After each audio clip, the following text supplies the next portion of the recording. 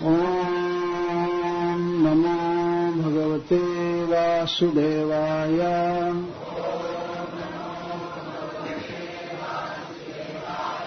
ॐ नमो भगवते वासुदेवाय।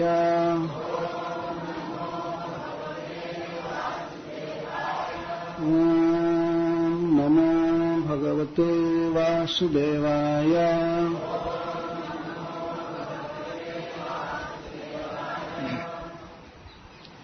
पूतना लोक बालघ्नी राक्षसी रुधिराशना जिघांसयापि हरये स्तमं दत्वापसद्गति। किं पुनः श्रद्धया भक्त्या कृष्णाय परमात्मने यच्छन् प्रियतमं किम् रक्तास्तन्मातरो यथा।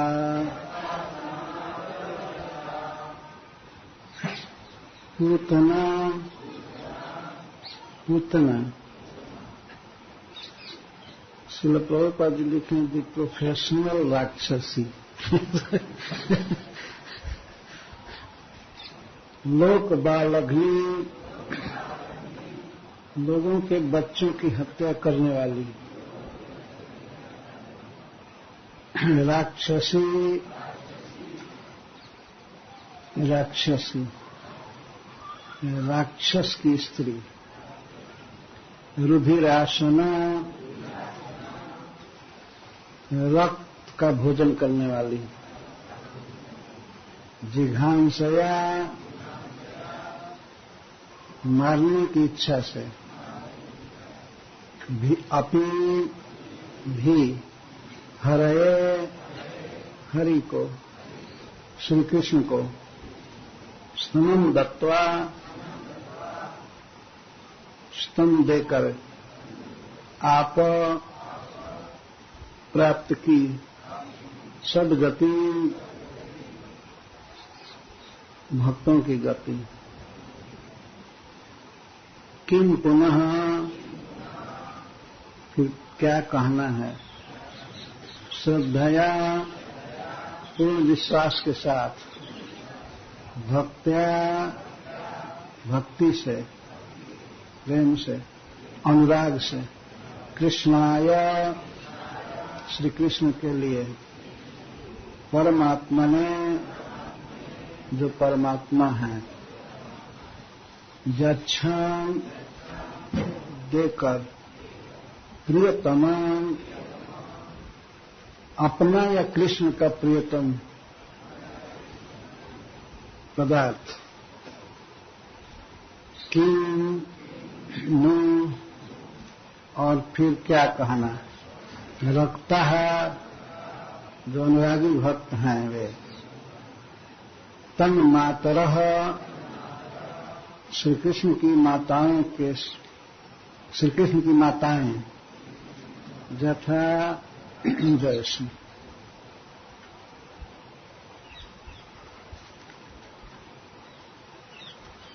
तो श्रील सुखदेव गोस्वामी गंगा जी के तट पर ऋषियों के समाज में भगवान के इस पूतना उद्धार लीला पर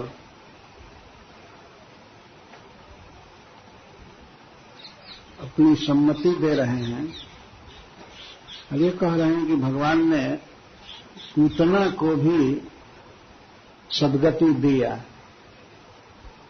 आगे सद्गति का वर्णन किया गया है। जननी गति मां यशोदा का स्थान दिया अपने धाम में और अपनी भाई बना लिया भगवान ने। ये सद्गति। सद्गति का अर्थ है शतान गति। सद्गति जो भक्तों की गति होती है, उनका जो गंतव्य है, जो प्राप्त करते हैं, वह गति पुत्रा ने प्राप्त किया है। सर्वथा अयोग्य को भगवान ने योग्यतम वस्तु दिया जो नहीं देना चाहिए। वास्तव में कहने का आशय ये है, सब तरह से पूतना हीन थी, नीच थी, लेकिन ऐसी नीच पूतना को भगवान ने सर्वोत्कृष्ट वस्तु दिया, अपना धाम दिया और अपने मां का पद दिया। इस पर सुखदेव गोस्वामी अब उन भक्तों की और भगवान के माताओं की याद कर रहे हैं, उनको श्री कृष्ण क्या देंगे। ब्रह्मा जी ने तो भगवान से कह दिया कि जब आपने पूतना को भी मातृगति दिया तो इन भक्तों को, इन प्रेमी सखाओं को, गौओं को आप क्या देंगे, आप इनके सदा ऋणी रहेंगे। ऐसा ब्रह्मा जी कहते हैं। हम नहीं देखते हैं कि आपके पास कुछ भी है जो दे करके आप ऋणी हो जाएंगे। तो पूतना के 3 विशेषण इसमें दिए गए हैं। पूतना एक तो राक्षसी थी, जन्म बहुत बुरे वंश में हुआ था, बुरे खानदान में।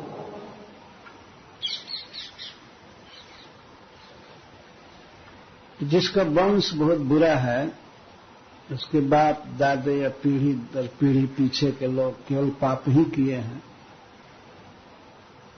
तो पाप करने वाले की कोई अच्छी गति नहीं होती है। उसे स्वर्ग नहीं मिलता, उसे अच्छा जन्म नहीं मिलता है, बल्कि घोर नरक की प्राप्ति होती है, दुर्दशा होती है।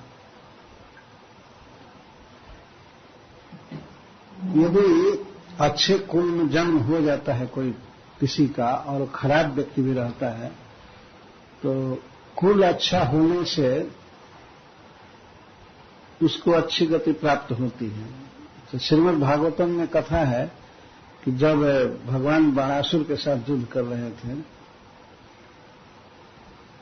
तो बाणासुर की भुजाओं को, 1000 भुजाओं को उन्होंने काट दिया, केवल 4 छोड़ दिया और मस्तक नहीं काटा। इस पर श्री भगवान कहते हैं कि प्रहलादाय बरो दत्त ममे बध्यो तवान्वय। बाणासुर से कहते हैं कि मैंने प्रहलाद महाराज को वर दिया है कि आपके वंश में जन्म लेने वाले का वध नहीं करूंगा। प्रहलाद महाराज इतने प्रिय भक्त हैं कि उनके वंश में कोई भी जन्म लेगा उसको मैं नहीं मारूंगा, ये भगवान ने वर दिया था। तो अच्छा वंश में जन्म लेने पर अच्छा फल प्राप्त होता है, लेकिन पूतना का जन्म ही बहुत भयानक राक्षस परिवार में हुआ था। ऐसे इसका वर्तमान पीढ़ी जो है, इसकी वर्तमान पीढ़ी में भी अघासुर और बकासुर ये सहोदर भाई और बहन थे। सहोदर भाई अघासुर और बकासुर। तो इससे अनुमान किया जा सकता है कि बाप भी ऐसा ही कोई भयंकर रहा होगा। दादा जी सब ऐसे ही हुए हैं।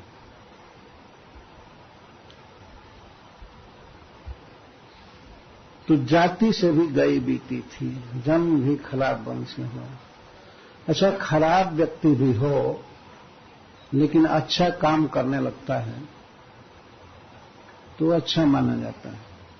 बुरे वंश में जन्म लिया लेकिन काम करने लगा अच्छा, पर पूतना का काम भी बिगड़ा हुआ था, उसका आचरण बिल्कुल रद्द था।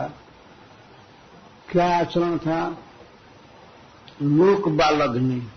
लोक का अर्थ है लोग, लोगों के बच्चों को मारती रहते थे, वध करते रहते थे, यही काम था। इस संसार में तो हम लोग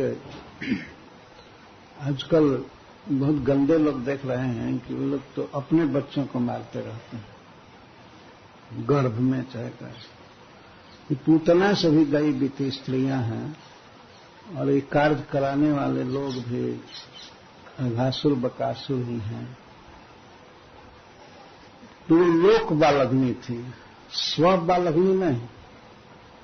लोगों के बच्चों की हत्या किया करती थी। संसार में हम लोग देखते हैं कुछ लोग पशु वध करते हैं, बकरा आदि का वध करते हैं, लेकिन प्रकट गांव गांव नगर नगर सब जगह घूम घूम करके बच्चों की हत्या करे, ऐसी कोई स्त्री दिखाई नहीं देती। पर पूतना का काम यही था। इसे इस कार्य में बहुत रुचि थी और ऊपर से कंस का परमिशन मिला हुआ था कि काम करो, सरकारी पावर मिला हुआ था, काम करते थे। लोक बालग्नि, बच्चों की हत्या करते थे। बच्चों को देख करके सहज दया उत्पन्न हो जाती है, छोटे छोटे बच्चे, लेकिन यह ऐसे क्रूर हृदय की थी। बच्चों को मारना यही इसका कार्य था। इसीलिए प्रभुपाद जी प्रोफेशन कहते हैं इसको, कि इसका यही प्रोफेशन था, मारना। दया का नामो निशान नहीं। कभी कभी सात्विक भोजन मिले, शुद्ध भोजन मिले तो मनुष्य के मन में सात्विकता आ जाती है, शुभ विचार आते हैं भोजन के कारण। लेकिन भोजन भी इसका बिल्कुल गायब था। भोजन क्या करते थे? भोजन में कभी अन्न, दूध, रोटी आदि तो सोचा ही नहीं। ये मांस खाती थी और मांस में रुधिर ज्यादा रहता था, रक्त ज्यादा रहता था। इसलिए भोजन में प्रधान चीज का नाम सुखदेव गोस्वामी गिन रहे हैं, रुधिरासना। रुधिर का अर्थ है रक्त। हमेशा खून पीती रहती थी। ये कहा गया है कि जैसा भोजन होता है वैसा ही मनुष्य का मन बनता है। तो भोजन में बहुत सावधानी रखनी चाहिए। कुछ लोगों का ऐसा कहना है कि नहीं, भोजन के साथ और भजन के साथ कोई संबंध नहीं, जो मन करे वो खाओ। परंतु भगवान जो गीता में भोजन का वर्णन कर रहे हैं तो उसमें सदा जोर दे रहे हैं सात्विक भोजन करना चाहिए। सात्विक भोजन, सात्विक भोजन, और वह भी भगवान को अर्पित करके खाना चाहिए, तो नैवेद्य कहते हैं। एक श्लोक में कहा गया है कि अग्निष्टोम सहस्रेषु वाजपेय शतैरपि तत्फलम प्राप्यते न्यूनम विष्णु नैवेद्य भक्षणात्। हजारों हजारों अग्निष्टोम करने से, वाजपेय यज्ञ, अश्वमेध यज्ञ आदि करने से जो प्राप्त होता है, व्यक्ति पवित्र होता है इस भोजन को करके, वह सारा यज्ञ का फल, अश्वमेध यज्ञ का फल, अग्निष्टोम का फल केवल भगवान विष्णु के प्रसाद भक्षण से मिल जाता है। तो जो व्यक्ति भगवान के प्रसाद को खाता है वह प्रत्येक ईटिंग में, प्रत्येक टाइम में हजारों यज्ञ करता है। गीता में भगवान कहते भी हैं, यज्ञ शिष्टा सुनो संतो मुच्यन्ते सर्व किल्बिषम्।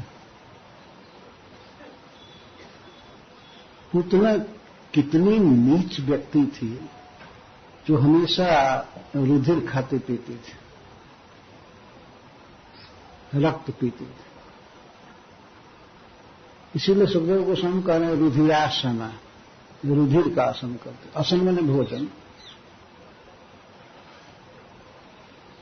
तो जन्म भी खराब था, कर्म भी खराब था और भोजन भी खराब था, तीनों खराब। पर इसने भगवान को एक चीज दिया, विद्या जिघांसया, स्तन दिया, पर श्री कृष्ण के वध के लिए, ये मर जाए इसके लिए अपना स्तन दिया। फिर भी अपि जिघांसयापि स्तनम दत्वा आपसद देते हैं। श्री कृष्ण की जान मारने के लिए इसने अपना स्तन दिया, जहर लगाकर, विष लगाकर, पर ऐसा करने पर भी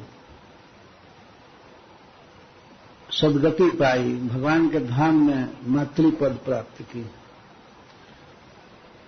भगवान श्री कृष्ण के इस लीला पर श्रील सुखदेव गोस्वामी कह रहे हैं, तो फिर किम पुनः श्रद्धया भक्त्या कृष्णा या परमात्मा ने यक्षण प्रियतमम किमु रक्ता स्तन्मात्र किम नु कैमुक्त न्याय कह रहे हैं। जब इस प्रकार से बुरी पूतना, बुरी नियत से श्री कृष्ण की जान मारने के लिए उसने स्तन दिया और दे करके जब सदगति प्राप्त कर गई, तो किम पुनः श्रद्धया भक्त्या, कोई व्यक्ति श्रद्धा से, विश्वास के साथ कि श्री भगवान लेते हैं और ये हमारा धर्म है देना उनको, इस विश्वास के साथ यदि कोई कुछ वस्तु देता है तो वह सदगति प्राप्त करेगा, इसमें क्या संदेह है, क्या कहना है। कई कई दृष्टांत दे रहे हैं। किम पुनः श्रद्धया भक्त्या, श्रद्धा कहते हैं केवल सामान्य विश्वास को, और भक्ति का अर्थ है भक्ति, प्रेम से, विश्वास से देना और प्रेम से देना। प्रेम थोड़ा और आगे है भक्ति। तो और प्रियतमम, सबसे प्रिय वस्तु जिसको है, किसी को कोई बहुत प्रिय वस्तु है, उस प्रिय वस्तु को भगवान को दे रहा है, या भगवान को जो प्रिय है उसको दे रहा है प्रिय वस्तु। रखता है, और भक्ति से भी बढ़ करके आगे यदि कोई अनुरागी है, श्री कृष्ण में आसक्त है, और आसक्त होकर के, रक्त होकर के यदि वो कुछ दे रहा है, तो उसके सदगति में क्या संदेह है। और तंग मातरो यथा, जैसे भगवान की माताओं ने दिया, इन माताओं के सदगति आदि की बात नहीं कह रहे हैं। तंग मातरह यथा, मातरह बहुवचन में है। जिस समय ब्रह्मा जी ने बछड़ों का और बच्चों का हरण किया था, तो भगवान उस समय उतने ही बच्चे और बछड़े बन गए थे। बछड़े बन करके गौओं का दूध पी रहे थे, साल भर पिए। प्रतिदिन शाम को आते थे वन से, बछड़ों को लेकर के स्वयं ही अपने रूप से ही, ग्वाल गोप सखा भी वही बने हुए थे और बछड़े भी बने हुए थे। तो बछड़ा बन करके गौओं का दूध पिए और बच्चे बन करके माताओं का दूध पिए, इसलिए मातरह। जैसे भगवान की माताएं तन मातरह, कृष्ण से मातरह, श्री कृष्ण को देती हैं, दूध पिलाती हैं स्नेह के साथ। तो इस प्रकार से कोई भगवान को दे, प्रियतम वस्तु दे, उस देने वाले के सदगति में क्या संदेह हो सकता है? कुछ भी संदेह नहीं। बहुत ही महत्वपूर्ण बात सुखदेव गोस्वामी बोल रहे हैं। किम पुनः श्रद्धया भक्ति,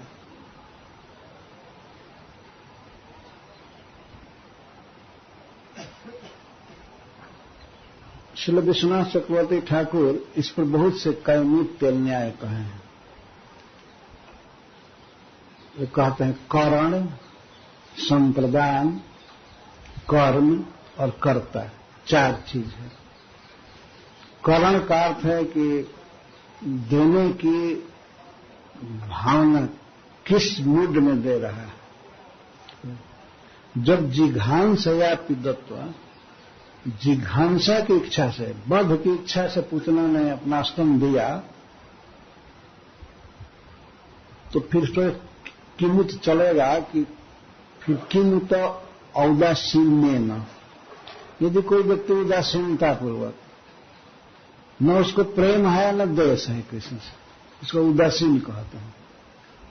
कुछ दे दिया भगवान को तो उसके सदगति में क्या संदेह हो सकता है। जब जिघांसा की इच्छा से पुतना ने दिया और फिर भी सदगति प्राप्त की, तो उदासीनता पूर्वक कोई दे दे तो ये तो एक डिग्री आगे की बात है ना। जिज्ञासा तो नहीं है कि भगवान को कोई दूध दिया या पानी दिया तो मारने की इच्छा तो नहीं है। हो सकता है भगवान को तृप्त करने की भी इच्छा न हो, ऐसे ही दे दिया बस उदासीन। सब लोग देते हैं इसलिए देते। उसके बाद और है फिर श्रद्धा से कि अच्छा काम है, भगवान को देना चाहिए, पुनीत कार्य है, श्रद्धा से, और भगवान स्वीकार करते हैं।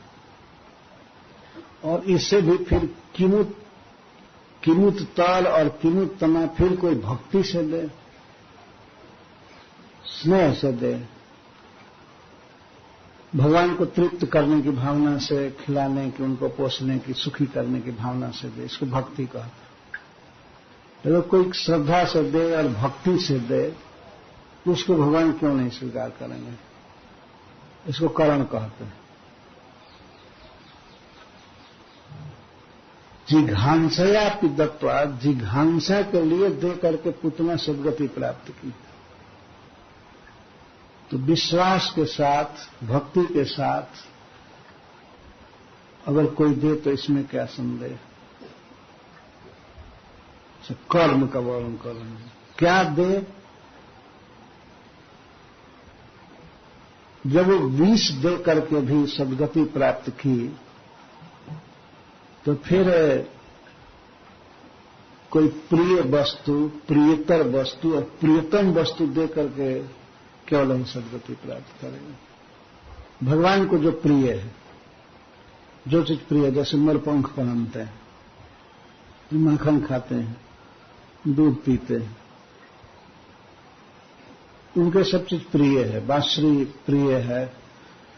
तो कुछ भक्त यदि उनको कुछ दें और उसमें भी प्रिय वस्तु, प्रियतर वस्तु और प्रियतम वस्तु, या अपने लिए जो सबसे प्रिय वस्तु लगती है वो देते हैं, तो इसमें क्या संदेह है कि उनको सद्गति मिलेगी? वही धाम, वही स्थान और वही पद जो पुतना को मिला, क्यों नहीं मिलेगा? जब विष दे करके भी उसने प्राप्त किया तो फिर भक्तों को क्यों नहीं मिलेगा? प्रियतम वस्तु सुखदेव गोस्वामी बोल रहे हैं। और कर्ता, भक्ति करने वाला कर्ता माना जाएगा। तो पूतना लोकबालग्नि राक्षसी, जब राक्षसी भी सद्गति प्राप्त कर सकती है, लोकबालग्नि भी, तो फिर किमुत मनुष्या, जो राक्षसी श्री कृष्ण को प्राप्त कर सकती है तो मनुष्य क्यों नहीं प्राप्त कर सकता? ये कर्ता किमुत, क्यों नहीं मनुष्य प्राप्त कर सकती? भले वे नहीं जानते हैं, भगवान को नहीं जानते हैं, लेकिन कोई राक्षस जैसा स्वभाव तो है नहीं उनका। किसी तरह से श्री कृष्ण के संपर्क में आना चाहिए, यह मुख्य बात है। तो वस्तु शक्ति से जीव का कल्याण हो जाता है। भगवान एक अद्भुत वस्तु है और उनमें अनंत अद्भुत शक्तियां हैं, पवित्र करने की, प्रेम भर देने की, ये कुछ भी करने की, कल्याण करने की सहज शक्ति है।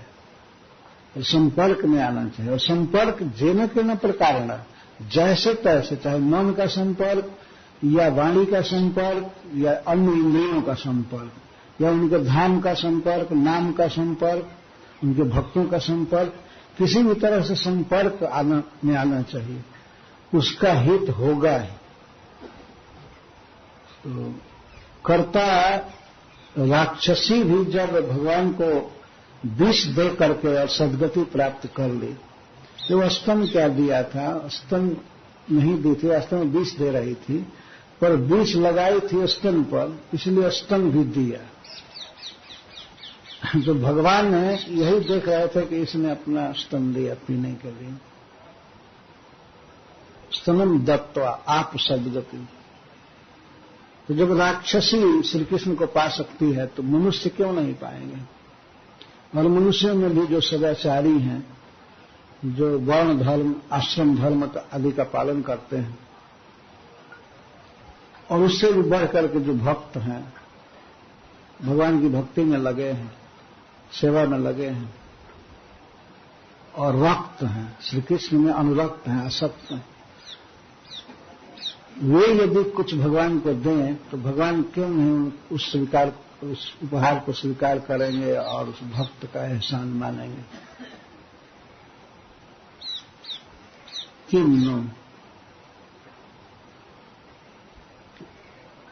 कर्ता और संप्रदान किसको दिया? हरे हरि को। इसका संप्रदान में अर्थ करता है चक्रवर्ती पाद जी, भगवान के किसी भी अवतार या प्रकाश मात्र को कुछ दिया तो क्या संदेह है? और फिर स्वयं पर ब्रह्म श्री कृष्ण को, परमात्मा को, जो परम प्रिय हैं, सभी जीवों के हृदय में ज्ञान आदि दे रहे हैं, परम प्रिय हैं, ऐसे प्रभु को कोई दे तो क्या संदेह हो सकता है उसके सद्गति में? कोई संदेह नहीं, इसमें कुछ कहना ही नहीं। अपने आप किम वक्तव्यम का अर्थ होता है, इसमें और क्या कहा जाए? यही उदाहरण है, जब पूतना को उन्होंने सद्गति दिया तो और किसको नहीं देंगे? यदि कोई श्री कृष्ण के संपर्क में आता है तो पूतना ने कुछ भी भगवान को नहीं दिया, वास्तव में कुछ भी नहीं किया। वो जैसे भी जिस सौभाग्य से हो कृष्ण के संपर्क में आ गई, गोकुल में आई और भगवान के भक्त का ड्रेस पहनी और श्री कृष्ण के परम शुद्ध सच्चिदानंद श्री विग्रह का स्पर्श मिला। स्पर्श ही नहीं मिला बल्कि भगवान ने आक्रमित किया उसके देह को, उसको दबाया, तो चढ़े। पूतना ने लाख कोशिश किया हटा दे, लेकिन श्री कृष्ण हटे नहीं। भाई हनुमान प्रसाद पोद्दार कहते हैं कि बहुत जोर लगाने पर भी असुर बल परास्त हो गया। यदि भगवान जिसको पकड़ रहे हैं वो छुड़ाना चाहे छुड़ाएगा कैसे?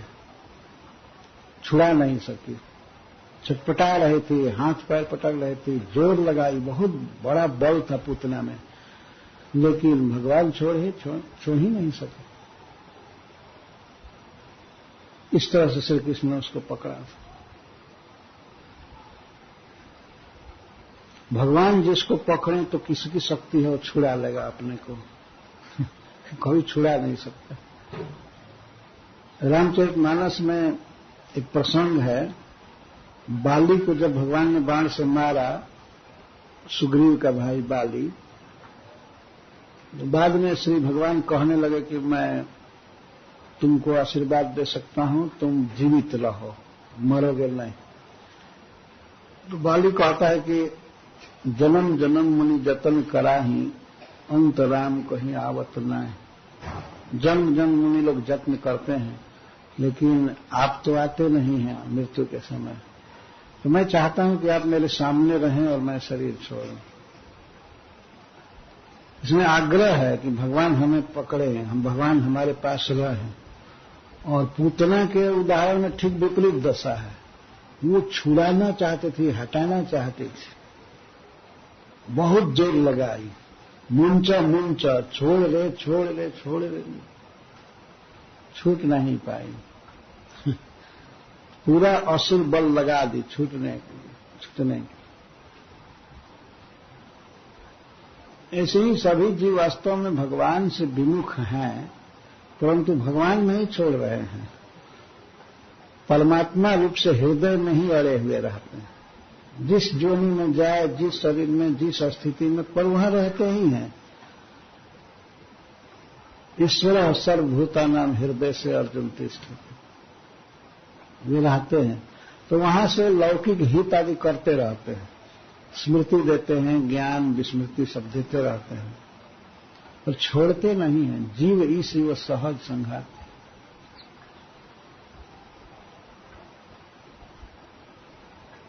यह पकड़ दूसरी है। भगवान हृदय में हैं,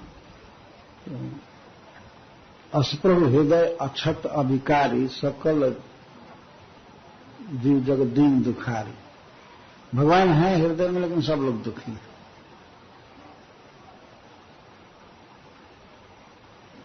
पर भगवान के रूप से, धाम से, नाम से, लीला से, प्रसाद आदि से संपर्क हो जाए तो जीव की शुद्धि हो जाती है।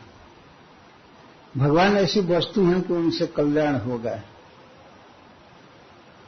वस्तु शक्ति भाव की अपेक्षा नहीं रखती है, किसी तरह कनेक्शन में आना चाहिए।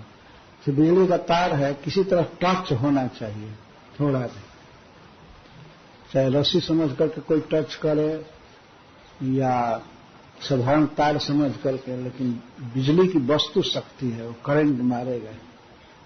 वैसे ही श्री कृष्ण की वस्तु शक्ति है।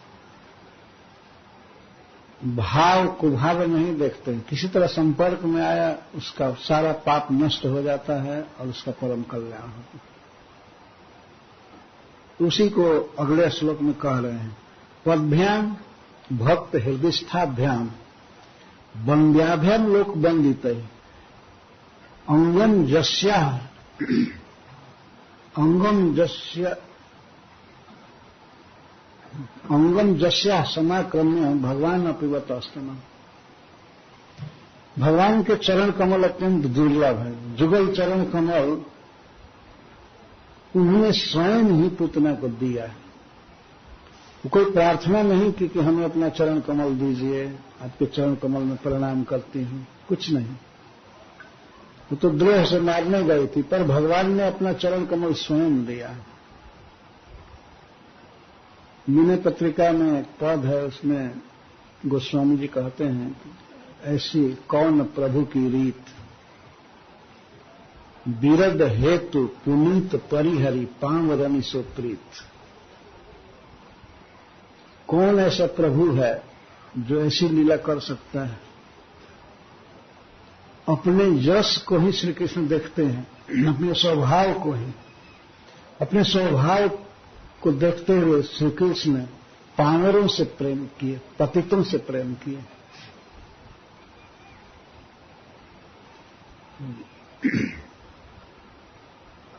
पूतना श्री कृष्ण का वध करने के लिए अपने स्तन में विष लगा करके गए। कुछ कालकूट लगाई और मातु की गति दयिता ही कृपालु जादव लाई। और कृपालु जादवेंद्र श्री कृष्ण उसको माता की गति दिए।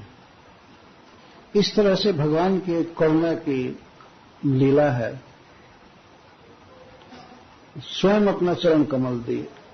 ऐसे दो प्रकार के लोग होते हैं इस संसार में, एक अभक्त जो भजन करते हैं, और जो भजन नहीं करते उनको अभक्त कहते हैं।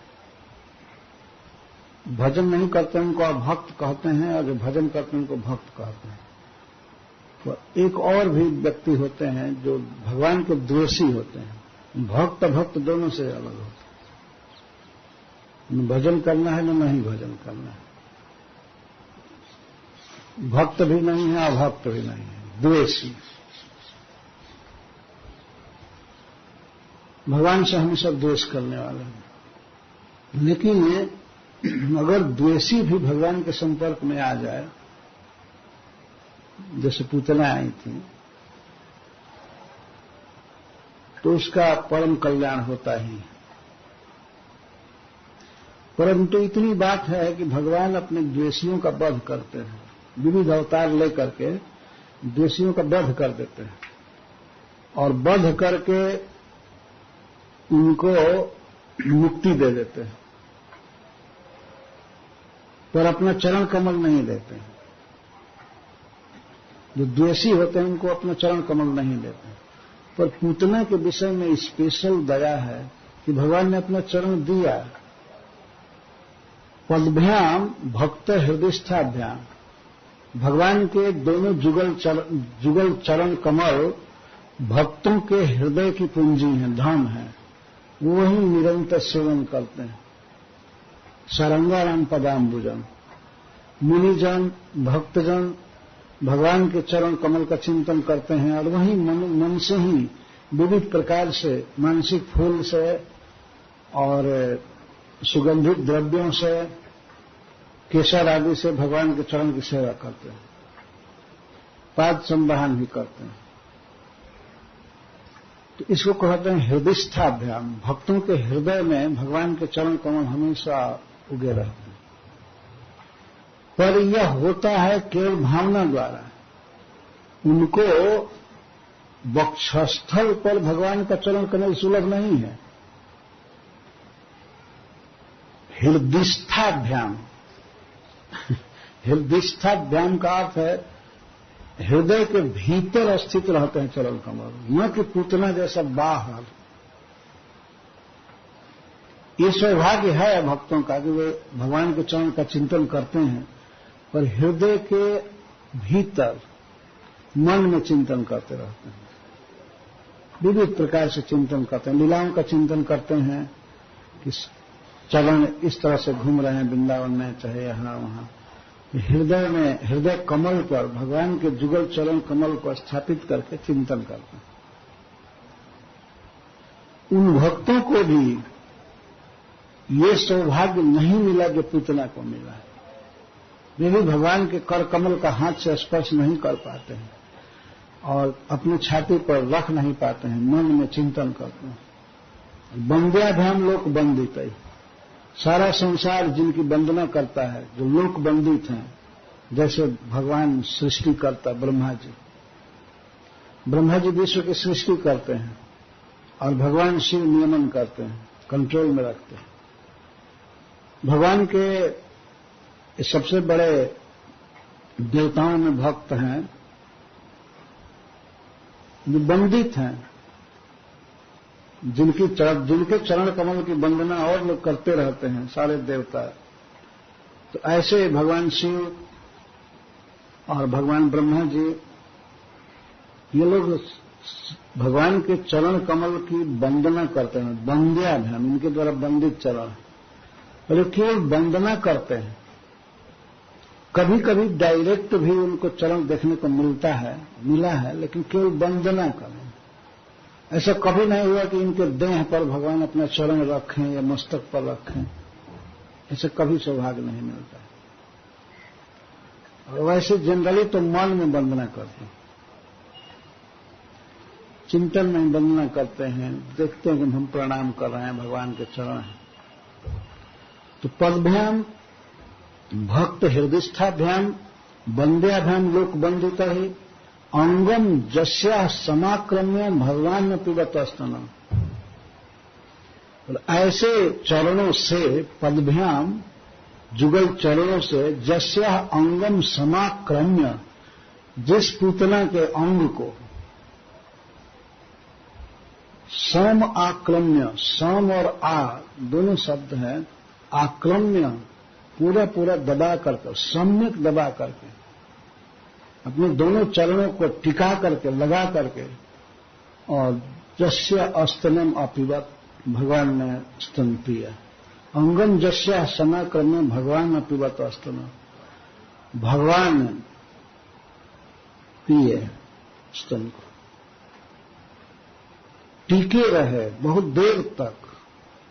मुख से पकड़े थे स्तन और हाथ से भी, और अपना सर्वांग लेटाए थे पुतना के देह पर, वक्षस्थल पर, और दबा करके सम्यक रूप से भगवान स्तनम अपिबत, भगवान स्तन पिए।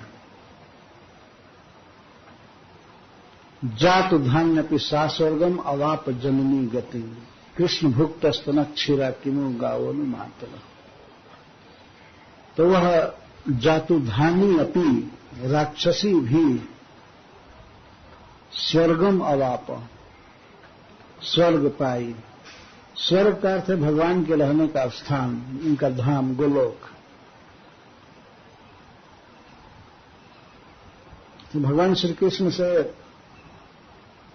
द्वारका में आकर के देवता लोग प्रार्थना करते हैं कि हम सभी चाहते हैं कि आप स्वर्गवास कीजिए। तो स्वर्ग सब समय इस प्राकृत स्वर्ग को ही नहीं कहते हैं, भगवान के धाम को स्वर्ग कहा गया।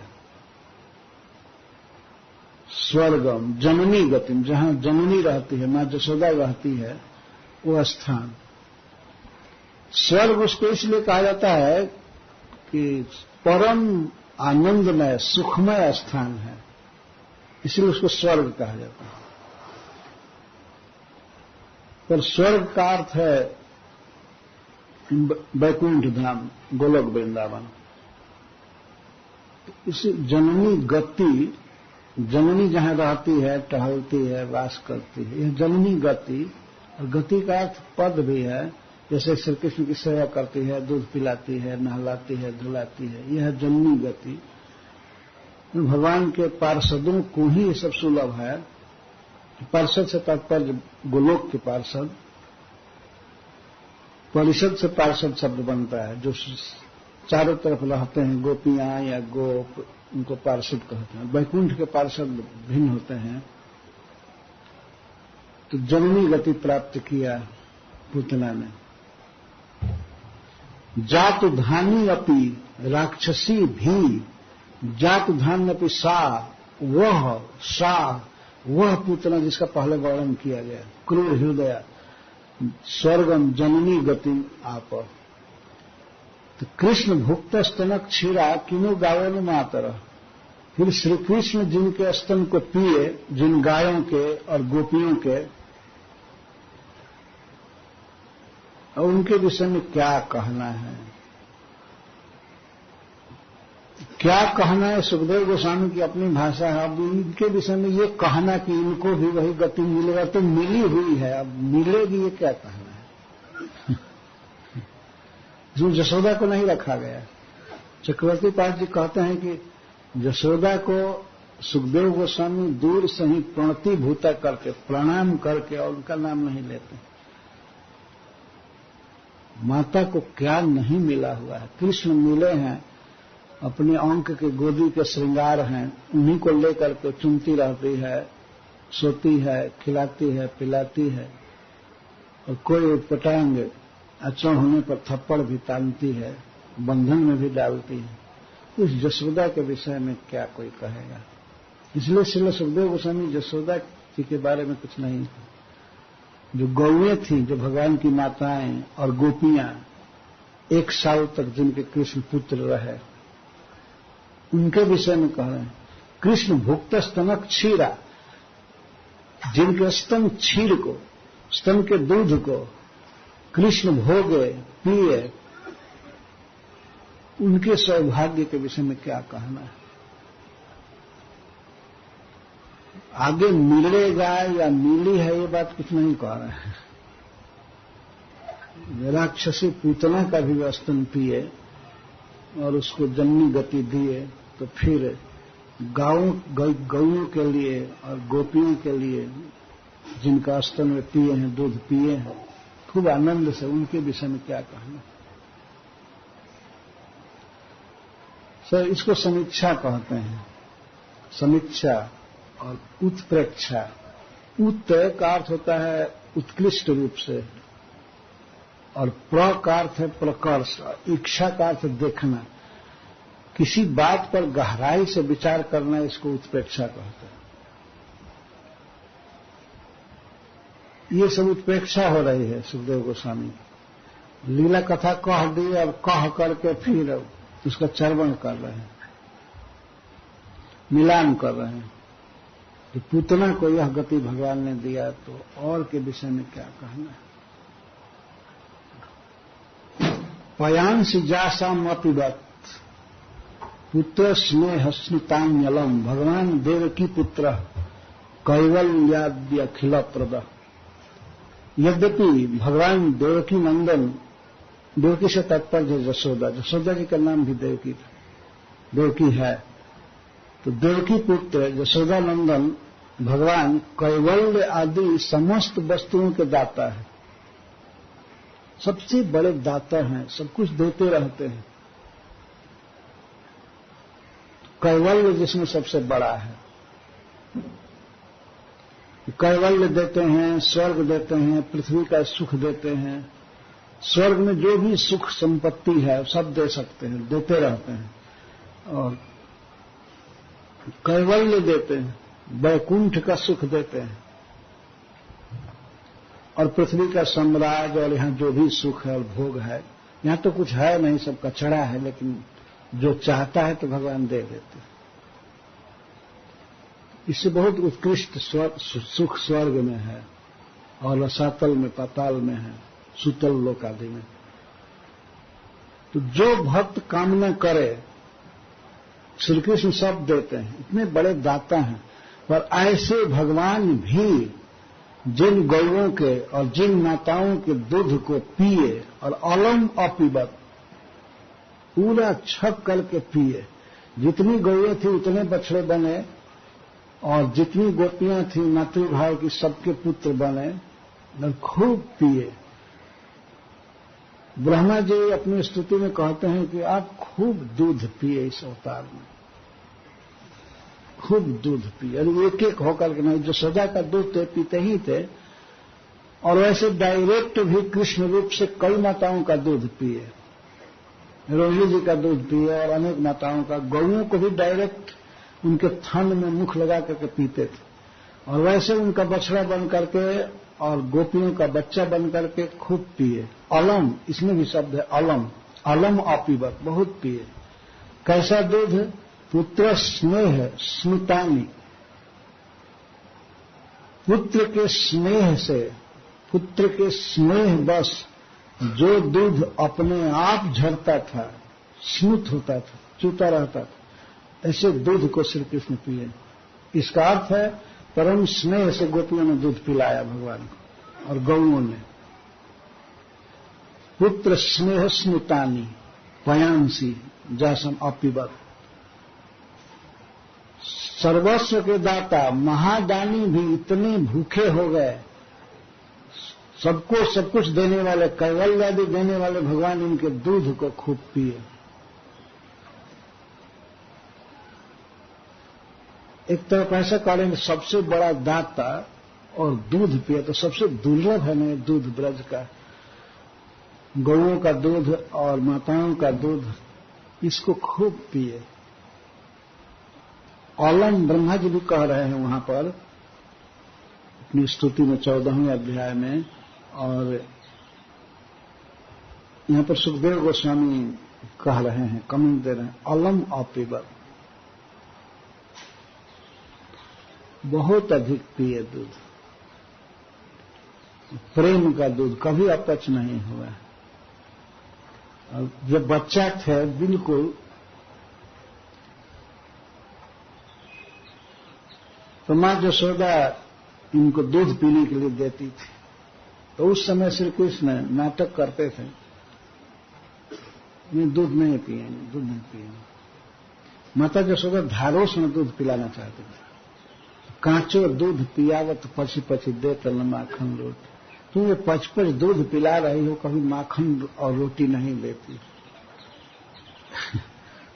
तो रोटी क्यों दे माता यशोदा? सब गौओं के उपकरण, दूध, दही, घी, ये सब दे।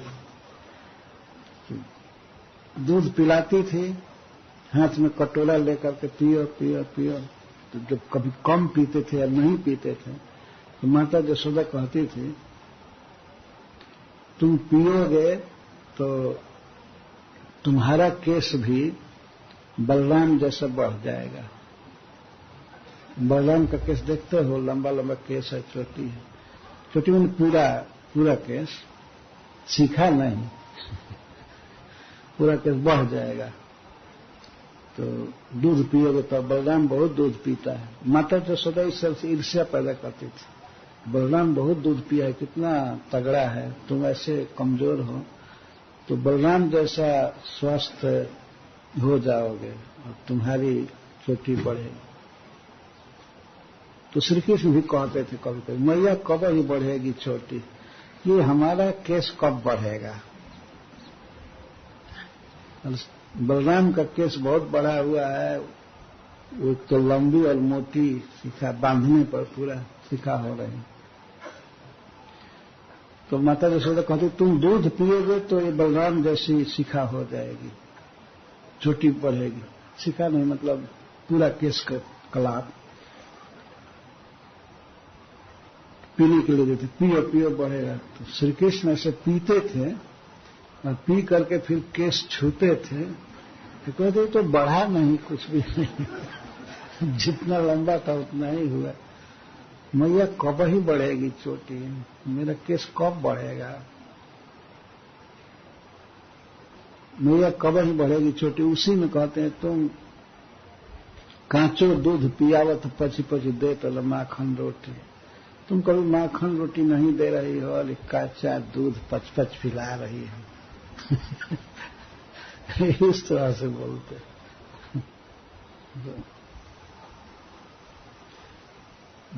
पयांसी जासाम अपिवत पुत्र स्नेह स्नुतान्युत।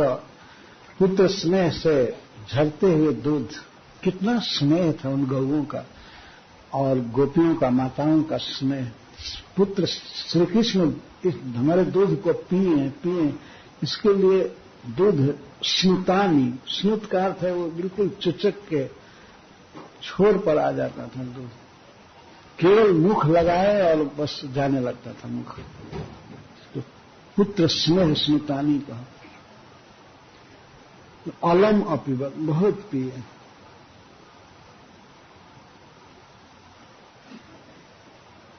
कैवल्य आदि के दाता हैं, भगवान सर्वस्व देते हैं, बड़ा बड़ा धन देते हैं, लेकिन वे प्रेम से दूध पिए।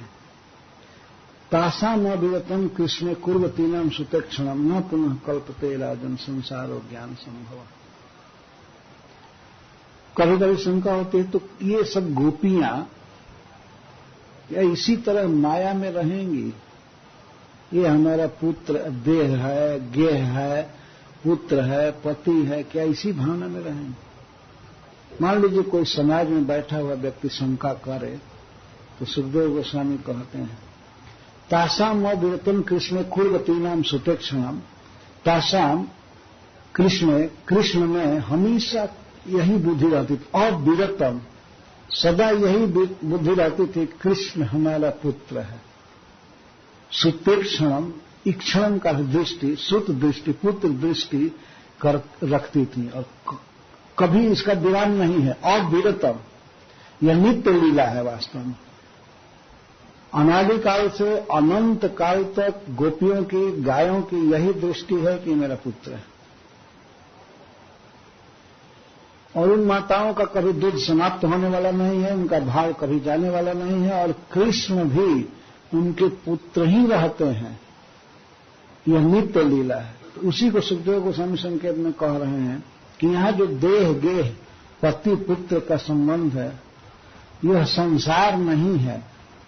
संसार कहा जाता है देह, घर, पति, पुत्र आदि की ममता, आसक्ति, इसी को संसार कहते हैं। एक बार मैं भागवत पीठ में गया था, यहां पर है, तो करुणा सिंधु महाराज जी थे, बहुत पहले की बात है। तो वो कुछ सत्संग कर रहे थे, भक्त लोग बैठे थे, तो हमसे कहते हैं संसार किया कि नहीं। मैं तो चकित हो गया कि संसार किया कि नहीं। मैं बिल्कुल नहीं समझा। संसार किया कि नहीं, हम ये सोच रहे कि संसार कुछ रचना किया है। और मंगल जी थे, उन्होंने कहा कि वो संसार मैंने नहीं समझते हो, विवाह किया कि नहीं। तो विवाह करके पत्नी, बच्चे और ये सब जो जाल है, इसको संसार कहते हैं। संसरती थी संसार, जो गच्छति, संसरती का अर्थ है गच्छति, जो चले, चलायमान हो, परिवर्तनशील हो और अंत में विनष्ट हो जाए, इसको संसार कहते हैं। तो इस संसार में देह गेह पति पुत्र ये सब चलती, सब प्रतिक्षण चल रहे हैं और अंत में काल के गाय में चले जाते, जिसको संसार कहते हैं। परंतु ब्रजवासियों का जो संसार है वो संसार नहीं है। देह जो देह है, तो देह संबंधी दूध जिसको श्री कृष्ण पी रहे हैं, अविरतम निरंतर पीते रहेंगे। अविरतम शब्द है, अविरत पीते रहेंगे। तो यह देह बंधन थोड़े है।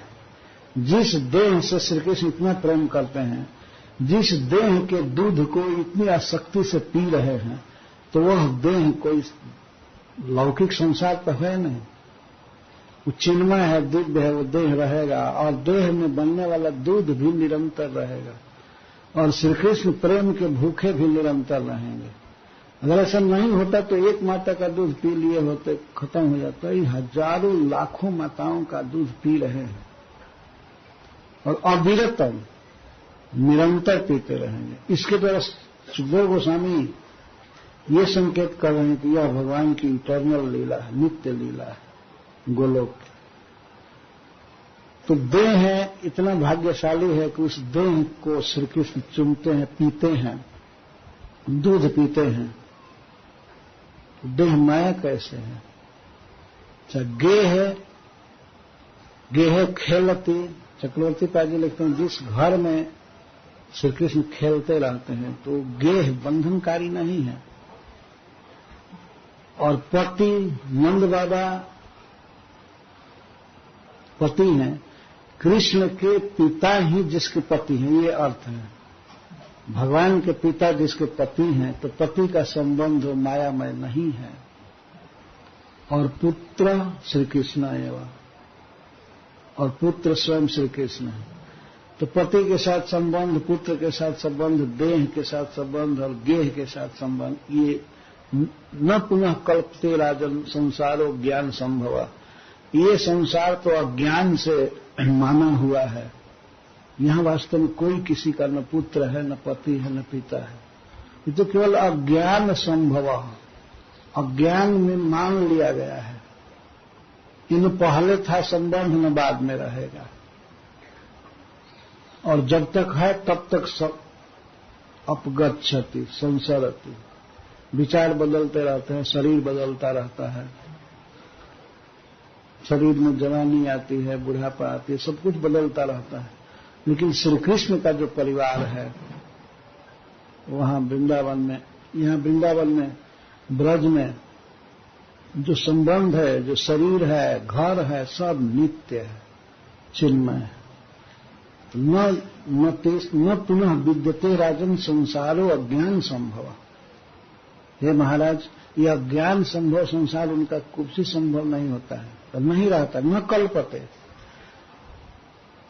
तो ये है भगवान की नित्य लीला, अपने परिकरों के साथ, अपनी माताओं के साथ, अपनी प्रेमिका गोपियों के साथ, सखाओं के साथ, गौओं के साथ नित्य विहार चलता रहा। वहां काल नहीं है, वहां कोई कर्म की सत्ता नहीं है, भगवान का खेल है, भगवान का विहार है, खेलते रहो। ये संकेत कर रहे हैं। तो अब वर्णन करते हैं सुखदेव गोस्वामी। कल मैं बोला था, उसमें मुझे कुछ संदेह है। मैं ऐसा कह दिया था कि नंद बाबा कुछ ब्रजवासियों के साथ मथुरा से आ गए थे, लेकिन ऐसा यहां के वर्णन से लग रहा है कि नंद बाबा अभी पूतना के दाह संस्कार में भाग नहीं लिए थे, वो दूर थे। पूतना के देह को देखे तो दूर से ही पहाड़ जैसा दिखाई दे रहा था, और इसके बाद उसको काट कूट करके खंड खंड करके उपनंद महाराज आदि गोप लोग जला दिए। जल रहा था चिता, और धुआं जो परम सुगंधित निकल रहा था, उस समय वे लोग पहुंचे वहां। तो इसका वर्णन यहां पर है। कट धूमस्य सौरभ्यम अवघ्राय ब्रजौक सह किंदम कुते व्यक्ति बदंतो ब्रज में आयु।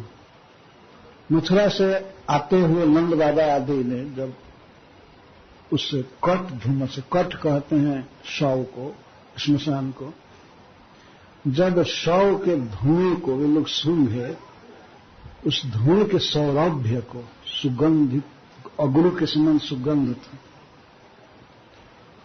तो आपस में बात करने किम इदम, ये क्या आ रहा है, क्या सुगंध इतना बिखेर रहा है, धुआं इतना सुगंधित, किम इदम, ये क्या है और कुतर कहां से आ रहा है। कभी कल्पना भी नहीं की जा सकती थी कि कोई राक्षस जलाया जाएगा तो उसका धुआं आएगा। मक्खी आ रही। तो किम इदम, श्रील विश्वनाथ चक्रवर्ती ठाकुर कहते हैं ये क्या है और कहां से आ रहा है। नीचे से धुआं ऊपर उठ रहा था तो भ्रम हो रहा है कि क्या सुतल लोक में बलि महाराज कोई बहुत बड़ा यज्ञ कर रहे हैं जिसमें अग्नि जलाया गया हो, तो वहां से सुगंध आ रही है क्या, ये धुआं इतना उठ रहा है, तो ये हो रहा है। और कभी हवा के द्वारा धुआं इधर उधर, क्या कहेंगे उसको, तो मड़वाना तो नहीं कहेंगे, बौड़ियाना कहते हैं भोजपुरी में। हवा के झोंके से कोई हवा इधर उधर ऊपर नीचे होती है तो फिर कहूं, ऊपर से जब हवा आ रही तो नंद बाबा कह रहे हैं कहीं इंद्रदेव के यहां तो यज्ञ नहीं चल रहा है, इंद्रदेव के यहां कोई यज्ञ चल रहा है, उसमें अग्नि जलाया जा रहा है। इति बदंत, कहां से आ रहा है और ये क्या है, किस चीज की धुआं है। और कोई लकड़ी जलाई गई हुई, कहीं जंगल में आग लगी होगी तो किम इदम, ये अर्थ है कि कहां से धुआं आ रहा है।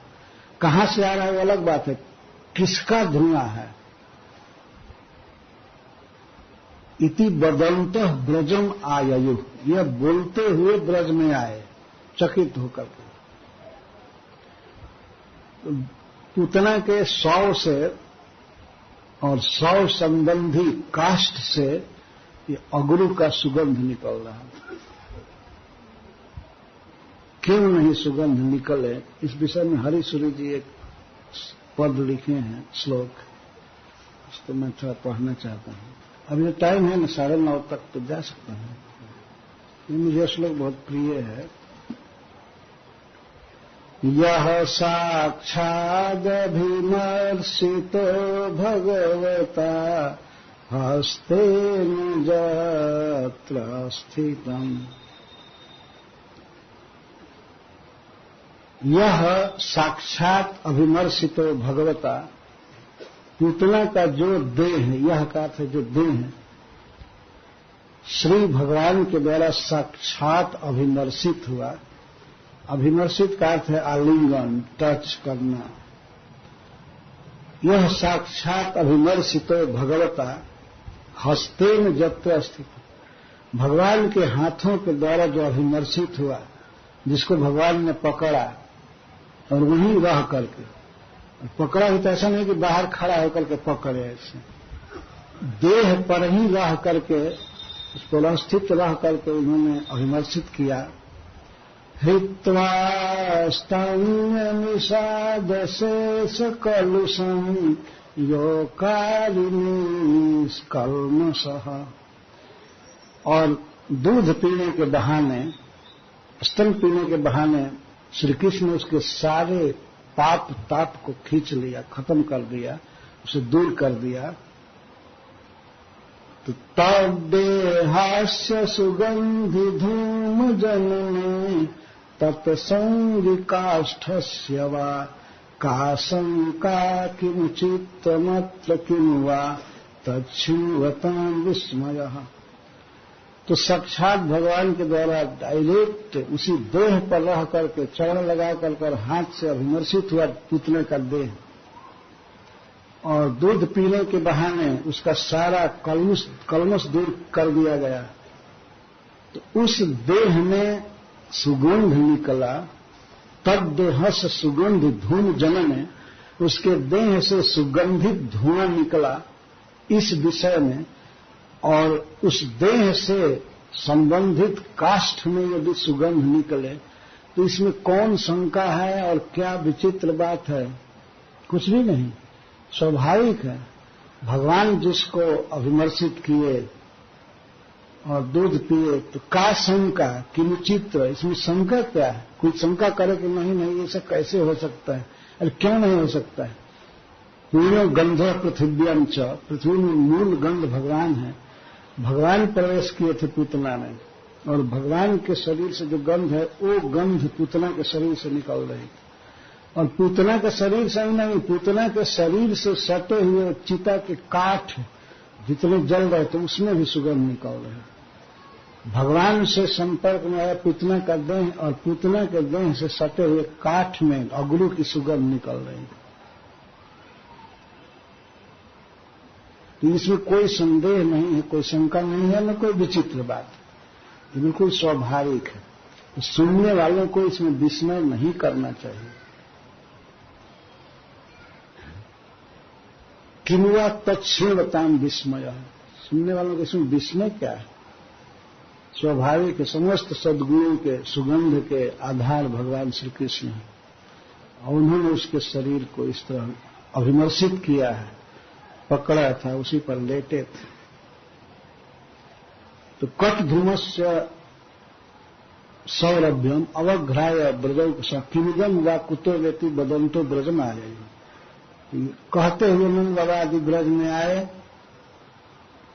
ते तत्र बैलितम गोपे पूतना गमनादिकम, वहां जब आए पूछे ये कैसे धुआं निकल रहा है, क्या जलाया गया है? तो गोपों ने बताया पूतना गमनादिकम, पूतना आगमनादिकम।